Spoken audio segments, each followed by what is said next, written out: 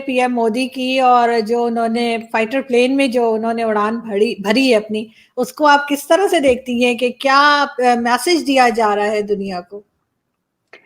देखिए, prime minister Modi का simple सा मैसेज है पूरी दुनिया के लिए कि इंडिया हैज अराइव्ड, मतलब कि इंडिया ग्लोबल स्टेज पे एक बहुत ही इम्पोर्टेंट सिग्निफिकेंट पावर है।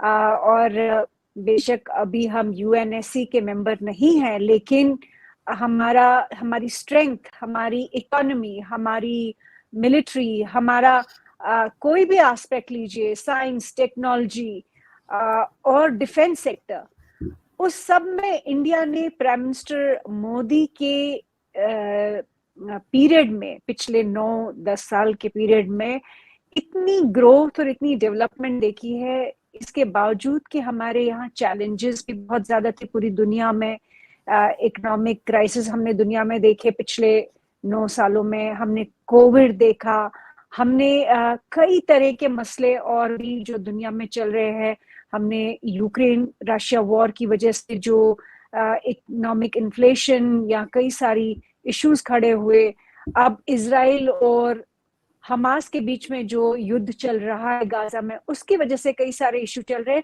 लेकिन ओवरऑल अगर आप देखें कि जितने भी सुपर पावर्स है उनमें से इंडिया जो है, इंडिया ने हर लेवल पे, कई लोगों ने डूम्स डे प्रिडिक्शंस की थी इंडिया के बारे में, वो कोरोना टाइम के पर हो या जम्मू कश्मीर को लेकर हो या अंदर इंडिया की जो इश्यूज है, सोशल इश्यूज है, उन पे बात हुई। कई लोगों ने ये कहा था इंडिया तो मतलब गया, लाखों लोग मरेंगे कोरोना काल में, लेकिन हुआ नहीं। इनफैक्ट इंडिया ने हर लेवल पे अच्छा किया। और आज जो मैसेज दिया है प्राइम मिनिस्टर मोदी ने अपनी एयर पावर दिखा के, इंडियन डिफेंस सिस्टम की जो एयर पावर है, एयर फोर्स की जो स्ट्रेंथ है, वो दिखाया है कि हम लोग आत्मनिर्भर भी है, हम इंडिपेंडेंट भी है, हम इकोनॉमिकली 5th लार्जेस्ट इकोनॉमी है और जल्दी ही हम चौथी इकोनॉमी और फिर तीसरी बड़ी इकोनॉमी दुनिया के होंगे। और उसके साथ साथ में मिलिटरली भी, एयर पावर भी, नेवल पावर भी हमारे पास है। और किसी को ये गलतफहमी ना हो कि हम कमजोर है, हमारे दुश्मन भी बहुत है। एक तरफ चाइना के साथ हमारा स्टैंड ऑफ रहा है लद्दाख में, लाइन ऑफ एक्चुअल कंट्रोल पर, दूसरी तरफ पाकिस्तान का जो क्रॉस बॉर्डर टेररिज्म है हम लगातार देख रहे हैं। परसों भी हमारे यहाँ राजौरी में हमारे जवान जो है शहीद हुए, चूंकि पाकिस्तान के जो स्पॉन्सर्ड आतंकी है उन्होंने हमला किया। उसके बावजूद इतनी सारी चैलेंजेस के बाद, चाइना एक तरफ, पाकिस्तान दूसरी तरफ, लेकिन कोई ये ना समझे कि हम कमजोर है। हम बराबर से मुंह तोड़ जवाब दे सकते हैं किसी ने भी हम पे आंख उठाई तो। यही मैसेज है आज तेजस का। बिल्कुल सही, लेकिन यकीनन इससे बहुत लोग इम्प्रेस हुए हैं, बहुत लोग जो हैं वो भारत की तरफ देख रहे हैं। मगर इसके साथ साथ अफगानिस्तान की एम्बेसी बंद हो गई, क्या वजह हो सकती है? पाकिस्तान की तरफ भी कई लोगों ने कहा कि जी जो अफगान सिटीजन निकाले जा रहे थे उसके ऊपर तो बात की गई, लेकिन ये न्यूज़ जो है इससे मुझे काफ़ी हैरत हुई है कि आखिर अफगानिस्तान ने अपनी एम्बेसी जो है वो परमानेंटली क्यों क्लोज कर दी है भारत में। देखिए आरजू, जहां तक मुझे मालूम है कोई परमानेंट क्लोजर एम्बेसी का नहीं है।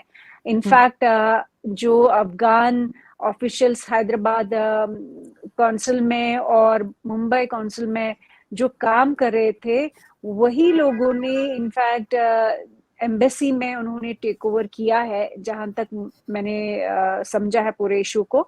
और दूसरी बात ये कि अफगानिस्तान यहाँ पे भारत में अपने को रिप्रेजेंटेटिव रखता है, चूंकि ये तालिबान की सरकार है और पहले की जो सरकार थी वो नहीं रही। हमने जब से तालिबान ने टेक ओवर किया है और जब से इनफैक्ट यूएस ट्रूप्स अफगानिस्तान से निकले, उसके बाद तालिबान ने टेक ओवर किया। तालिबान ने पूरी मुझे लगता है डिस्पाइट द फैक्ट कि पूरी दुनिया, डेमोक्रेटिक वर्ल्ड जो है, उनकी उनको उन्होंने रिकग्निशन नहीं दी है, वेस्टर्न वर्ल्ड ने रिकग्निशन नहीं दी है, इंडिया ने अभी तक रिकग्निशन नहीं दी। लेकिन कहीं ना कहीं तालिबान कोशिश कर रहा है अपने फंक्शंस जितने भी है, उनके डिप्लोमेटिक फंक्शंस, उनको धीरे धीरे नॉर्मलाइज करने की कोशिश कर रहा है। और उसमें जो भी पिछले रेजीम के जो लोग थे उनके एम्बेसीज में, वो उनको बदला रहे हैं। और वही प्रोसेस है कि जो पिछले वाले थे वो निकल चुके हैं, और जो पिछले ही रिजीम के, जो मैंने कहा कि 2 कॉन्सुलेट्स में जो लोग थे वही टेक ओवर कर रहे हैं। तो कहीं ना कहीं ये उनका अंदरूनी मसला है। ये मुझे नहीं लगता इसका भारत के साथ कोई जुड़ा हुआ इशू है, क्योंकि देखिए भारत का हमेशा से हिस्टोरिकली जो है अफगानिस्तान के साथ रिश्ता अच्छा रहा है। हर हाल में भारत ने अफगान लोगों की मदद की है। उस वक्त भी मदद की जब इनफैक्ट सोवियत यूनियन के खिलाफ और यूएस और पाकिस्तान की दखल अंदाजी से जब अफगानिस्तान में काफी मुश्किलें पैदा हुई 89-90 में, तो उस वक्त भी भारत ने अफगान लोगों की मदद की। उसके बाद आपको याद होगा कि जब तालिबान ने 96 में टेक ओवर किया, तब भी अफगानी रेफ्यूजीज जो है वो भारत आए और भारत ने दरवाजे खुले रखे। उसके बाद जब वापस से Taliban in fact US war on terror जो था तालिबान के खिलाफ, उसके बाद जब उनकी US backed governments Afghanistan Kabul में आई, उनकी भी मदद की। तो लगातार इंडिया का जो अप्रोच रहा है, डेवलपमेंट का अप्रोच रहा है अफगानिस्तान में, लगातार अफगान रेफ्यूजीज की मदद करना रहा है। तो इसमें मुझे नहीं लगता है कि भारत सरकार का कोई रोल है कि कौन यहाँ वो एम्बेसीज में उनके रिप्रेजेंटेटिव्स होंगे, कौन नहीं होंगे। लेकिन मैं ये साथ में जोड़ना चाहती हूँ कि देखिए पाकिस्तान का रवैया क्या रहा है अफगानिस्तान में हिस्टोरिकली। जब से पाकिस्तान बना, पाकिस्तान ने अफगानिस्तान को अपनी, जिसको वो कहते थे अपनी स्ट्रेटेजिक डेप्थ, वो बनाने की मंशा में वो लगे रहे।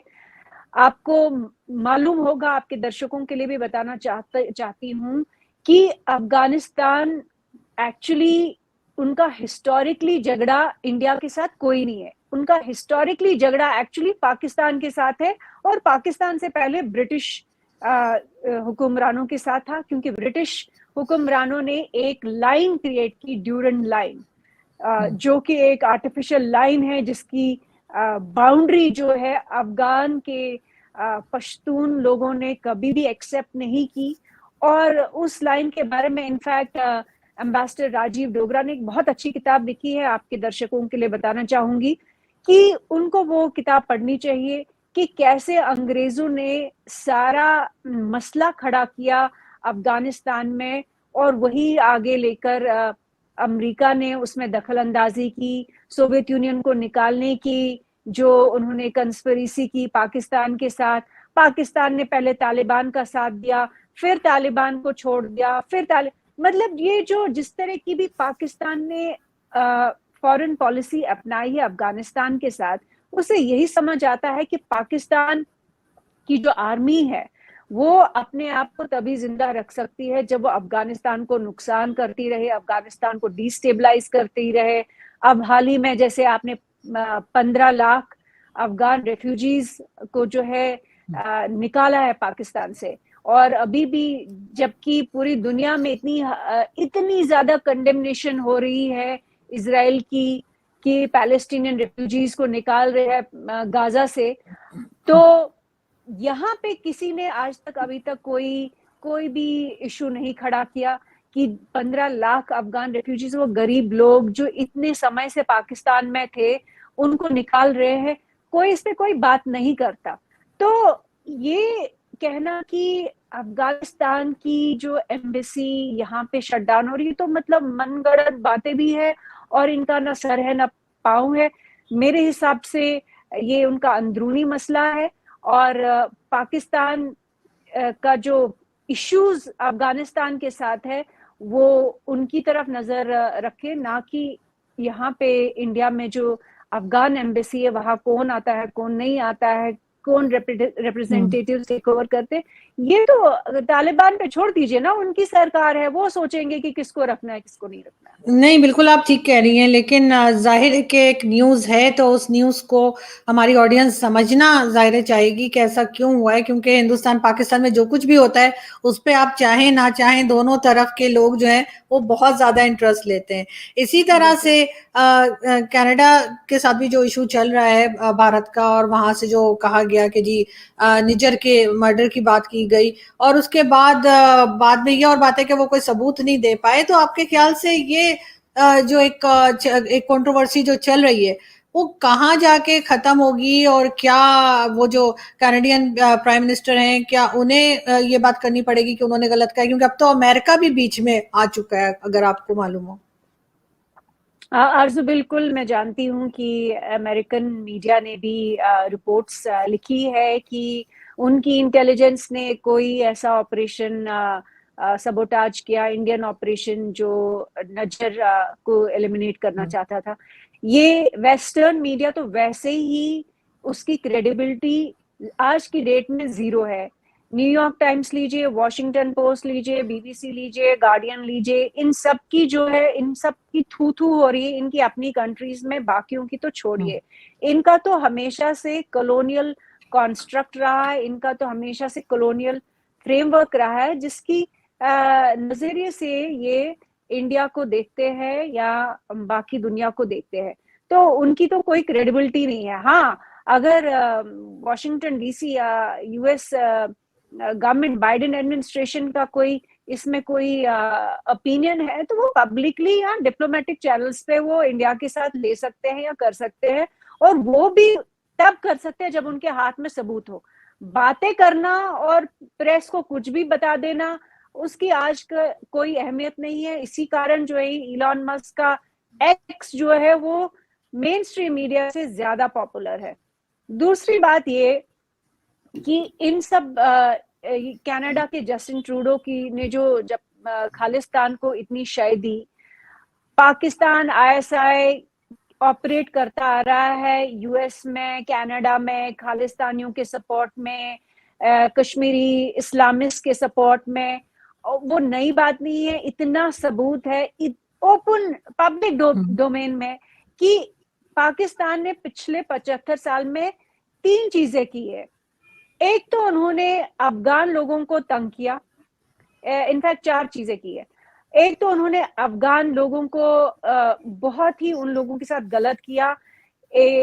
अगर आप ड्यूरेंट लाइन का इशू जो छोड़ भी दे, क्योंकि वो ब्रिटिश रूलर्स ने बनाया था और वो उन्होंने पाकिस्तान को इनहेरिटेंस में मिल गई, वो लेगेसी ड्यूरेंट लाइन की जो क्राइसिस है और जो इशू है अफगान लोगों के साथ, पश्तून लोगों के साथ, उसको एक तरफ छोड़ भी दे। लेकिन अफगानिस्तान में जो उन्होंने गंद मचाया, पहले तो यूएस का साथ देके उन्होंने जो सोवियत यूनियन बैक्ड रेजिम्स थी, जिनकी वजह से इनफैक्ट अफगानिस्तान एक बहुत ही स्टेबल नेशन था, कभी वहां पे एजुकेशन ऑफ विमेन जो थी प्रायोरिटी थी कभी।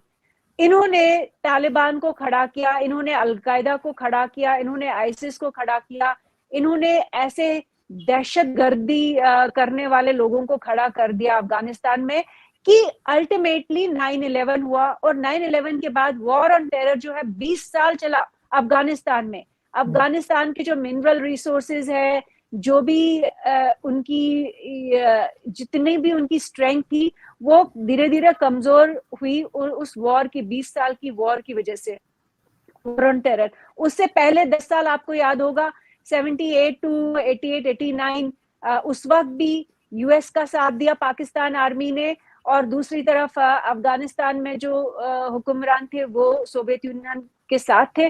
तो उस टाइम पे उनके उस कोल्ड वॉर में भी उन्होंने अफगानियों के खिलाफ इतना गंद मचाया और दहशतगर्दी और खून खराबा कराया। और अल्टीमेटली ये भी आप समझिए कि इतना होने के बाद पाकिस्तान 15 लाख अफगान रेफ्यूजीज को बाहर धकेल देता है, क्योंकि पाकिस्तान आर्मी को ये रियलाइज है कहीं ना कहीं कि अफगानिस्तान की 40,000 स्क्वायर माइल जो है, जो ड्यूरेंट लाइन की वजह से पाकिस्तान के हिस्से में है, वो पश्तूनिस्तान हो सकता था या वो अफगानिस्तान ही हो सकता था। तो ये जो ज्यादती हुई है अफगानिस्तान के साथ, ये हुआ एक, नंबर 1। नंबर 2, जम्मू कश्मीर में उन्होंने दहशतगर्दी की और कश्मीरी हिंदुओं का नरसंहार करा, कश्मीरी मुसलमानों को मरवाया जो हिंदुस्तान के साथ खड़े थे। तीसरा, उन्होंने खालिस्तान खड़ा कर दिया, वहां पे भी दहशतगर्द जो है इस्तेमाल किए। सिख खालिस्तानी जो दहशतगर्द है, उन्होंने सिखों को मारा, हिंदुओं को मारा पंजाब में। और चौथा, बलूचिस्तान और सिंध में जो वो कर रहे हैं, वो आपको मालूम है। तो पाकिस्तान आर्मी ने पिछले 75 साल में किया क्या है? और अगर अब यही स्ट्रैटेजी को जस्टिन ट्रूडो किसी ना किसी तरीके से सपोर्ट करता है या एंडोर्स करता है, या कोई ऐसी एजेंसीज भी है यूएस में जो इसको सपोर्ट करती है, तो ये समझ लीजिए कि इंडिया इस सब का मुंह तोड़ जवाब देगा। इंडिया अब उस सिचुएशन से बाहर निकल चुका है जब हमें कॉन्फिडेंस नहीं था, जब हमें अपना इतिहास मालूम नहीं था, जब यहाँ लोग बोलने वाले नहीं थे, यहाँ समझाने वाले नहीं थे, पढ़ाने वाले नहीं थे। वो हिंदुस्तान, वो भारत बदल चुका है। आज भारत को अपना इतिहास मालूम है। आज भारत को ये मालूम है कि हमारा जो कल्चरल कैपिटल है वो हिंदू कुश माउंटेन से लेकर साउथ ईस्ट एशिया तक था, और वो लोगों को धीरे धीरे धीरे करके याद आएगा। तो ये कोई ना समझे कि जस्टिन ट्रूडो या कोई और जो है खालिस्तानियों को, कश्मीरी इस्लामिस्ट और सेपरेटिस्ट को इस्तेमाल करके भारत के खिलाफ इस्तेमाल करेगा और कनाडा को उसका कोई भुगतान नहीं करना पड़ेगा। ऐसा है नहीं, क्योंकि इंडिया की जरूरत पूरी दुनिया को पड़ेगी। हम एक ग्रोइंग पावर है और हम उस टेबल पर आज बैठे हैं जहां पर दुनिया के फैसले होते हैं। बिल्कुल ऐसा है, लेकिन साथ साथ पाकिस्तान की जो आपने बात की, तो बहुत सी चीजें आपकी बिल्कुल ठीक है, पाकिस्तान की तरफ से ही सारी मिस्टेक्स हुई हैं।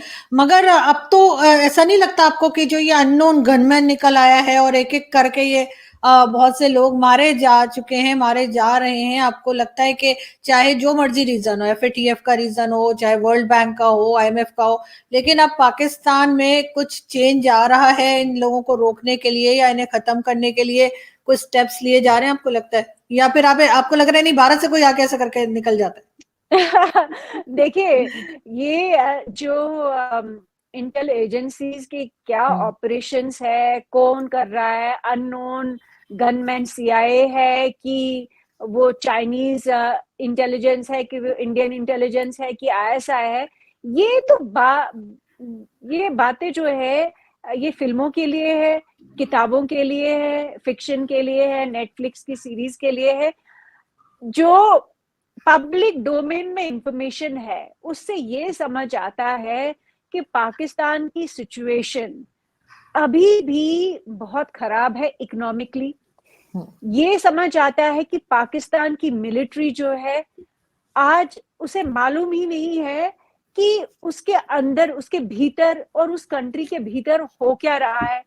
तहरीके तालिबान पाकिस्तान और अफगान तालिबान जो कि मतलब कभी इन्होंने अफगान तालिबान को बहुत स्ट्रॉन्ग किया और इन्होंने जो इनको लगा कि ये तालिबान इनके ऊपर कभी इनको डसने नहीं आएगा, वो मॉन्स्टर जो है आज इनको ही डसने आया है। वो इनके कंट्रोल में तहरीके तालिबान पाकिस्तान है नहीं। वो इतना बड़ा चैलेंज है पाकिस्तान के लिए कि उनको यही नहीं समझ आ रहा है कि अफगानिस्तान जो कभी इनकी स्ट्रेटेजिक डेप्थ होता था उसके साथ डील कैसे करे। तो ये कहना कि कोई अननोन गनमैन इंडिया से आ रहा है या ईरान से कल आएगा या परसों रशिया से आएगा या तरसों चाइना से आएगा, ये मैं कह रही हूं कि फिक्शन है, ये सब फिक्शन है। पहले आप जो मोटे तौर पे आप खुद की अपनी स्ट्रेंथ और वीकनेस का एनालिसिस कीजिए। आपके पास है क्या? इकोनॉमिकली आपके पास कुछ नहीं है। मिलिटरली आपने पूरे पाकिस्तान को हाईजैक करके रखा है, पैरालिसिस में रखा है, जो कई सारे इनोसेंट लोग जो है, गरीब लोग हैं पाकिस्तान के, उनको आपने फॉडर की तरह इस्तेमाल किया है और उसी कैटल की तरह आप उनको मरने दे रहे हो। आपने पिछले 75 साल में ये प्रूव कर दिया कि पाकिस्तान एक आर्टिफिशियल कॉन्स्ट्रक्ट था, वो एक आर्टिफिशियल कंट्री है, उसकी कोई ग्राउंडिंग या कोई हिस्टोरिकल कोई एग्जिस्टेंस नहीं है। और चूंकि ना तो हिस्टोरिकल एग्जिस्टेंस है और चूंकि आपने पिछले 75 साल में एक आर्टिफिशियल स्टेट को भी बनने नहीं दिया पूरी तरह से। आप बना सकते थे, आपको इतना बड़ा मौका दिया था मोहम्मद अली जिन्ना ने और इकबाल ने और ब्रिटिश कॉलोनियल मास्टर्स ने, उन्होंने इतना बड़ा मौका दिया था आपको कि आप इसी कंट्री को बहुत कुछ बना सकते थे। आप एक एग्जाम्पल सेट कर सकते थे पूरी दुनिया में कि एक सेक्युलर मुस्लिम नेशन बन सकता था, जहां पे हिंदू आज नॉन एग्जिस्टेंट है, आपके पास 1% हिंदू बचे हैं या उससे भी कम। और आपने ये प्रूव कर दिया कि आप किसी के साथ भी कोएग्जिस्ट कर ही नहीं सकते, हार्मनी में रह ही नहीं सकते हैं। आप दूसरों के दिए हुए फंड्स पे, एड पे जीते हैं, वो अमेरिका हो, वो कभी चाइना हो, कभी सऊदी अरेबिया हो, कभी टर्की हो, कभी कतर हो, इन सब की बीक पे आप जिंदा रहते हैं। तो आपने फंडामेंटली, आपकी स्ट्रेंथ तो है जीरो, इसलिए आप ये बोले कि अननोन गनमैन तो कहीं ना कहीं से आएगा ही, वो जरूरी नहीं है वो हिंदुस्तान से ही आए, वो ये भी हो सकता है कि वो तालिबान ही भेजे, वो ये भी हो सकता है कि वो ईरानियन भेजे, वो ये भी हो सकता है कि वो चीन भेजे। तो आप जरा अपने गिरेबान में जाके, अननोन गनमैन फिर भी कुछ भी नहीं है, वो तो बहुत छोटी सी एंटिटीज होते हैं, बड़े लेवल की कुछ चीज कर नहीं सकते हैं, पैराडाइम शिफ्ट नहीं होती, बाउंड्रीज और दुनिया में जो सबसे बड़े इवेंट्स हुए हैं इनकी वजह से नहीं बदले हैं, वो स्ट्रॉन्ग लीडरशिप से बदलते हैं, जो प्राइम मिनिस्टर मोदी ने दिखाया है इंडिया में करके, वो स्ट्रॉन्ग असर्टिव गवर्नेंस और गुड गवर्नेंस की वजह से आता है, ना कि जो आपने लूट मचाई है। पाकिस्तानी आर्मी जनरल्स के बच्चे अमेरिका में, यूरोप में, उनकी जिंदगियां बड़े मजे से गुजार रहे हैं, वो स्पोर्ट्स कार्स में घूमते हैं, वो मिलियंस ऑफ डॉलर्स खर्चाते हैं अपने ट्रैवल्स और अपने दोस्तों पर,